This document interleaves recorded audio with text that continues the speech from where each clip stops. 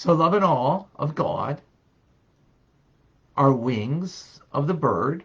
And just as the bird is kosher without wings, it's kosher, meaning you fulfill the mitzvah and you have a connection to God, even though you're not motivated with the love and awe of God, the reverence of God. So it flies high. Only when you have that reverence, when you have that love, motivated by that, you're illuminating your mitzvah. Now, so what comes out is that the wings being secondary to the body and the head of the bird, because if it doesn't fly, it still lives, it still exists, doesn't exist in its fullest. So likewise, the mitzvah doesn't exist in its fullest if you just do the mitzvah and you do not have love and awe of God. But isn't love and awe of God one of the 613 commandments themselves? So then why would you, that means just as every commandment is an end in itself, so isn't the love and awe of God also an end in itself and not just a means to an end? That's what it would seem like if it's a mitzvah. Yet we describe it as mere wings. Mere wings are only secondary. They're a means to an end, not an end in themselves. So the Alter Rebbe explains, because the goal of love actually is to serve God resulting from this love. In other words, the purpose doesn't lie in love itself, but love is a motivator to bring you to serve God through the mitzvah. And that's why love is likened to wings. It's secondary. Just as the wings are secondary to the bird, the love is secondary because it is a means to an end rather than an end in itself. In other words, the end is the mitzvah, studying Torah, putting on tefillin, giving charity, eating matzah on Passover, lighting Shabbos candles, and the like. Yet, is love only a means to an end? The truth is, there is love that doesn't require service. In other words, not as a tool to serve God, but it is itself as an end in itself. And that's called Ava B'Tanugim, a love of delights. When you delight in God, not for what God does for you, but in God himself.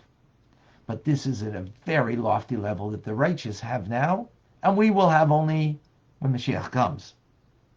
We will not experience that today. So what's today then? Today is Hayoim La'asosam. Today is to do. Today is about doing, meaning in our present time, as opposed to the times of Mashiach. Machar, tomorrow, Mashiach will be here. Then you get the reward. And what's the most prized reward? The love of God as an end in itself. To have real pleasure in God himself. To have real pleasure, delighting in God. Not again for what God does for you, but for who God is. Right? That is something that's very lofty. That's something in the times of Mashiach that we will experience. That love is an end in itself, delighting in God, period. But today, we can yearn for God. We thirst for God. And we need to quench that thirst. How do you quench it? Well, it's like someone is standing by the river and is screaming, water, water, water. I need water to drink. You need water to drink. Well, there it is. So it's likewise someone who's thirsty, right? Thirsty for God. You want to connect. You have a love. So it needs to bring you to the water, the waters of Torah. And that's what the prophet says. When the prophet laments, Isaiah, and he says, "Ho, all of you who thirst, go to the waters." So if you're thirsty for Torah, of course you're going to go to Torah. No, it means you're thirsty for the love of God.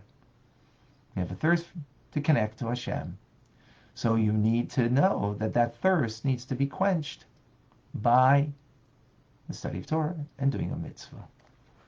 In other words, we don't have love as an end in itself, but it's a means to an end. Right? It's a means to an end. With that, we conclude the chapter 40.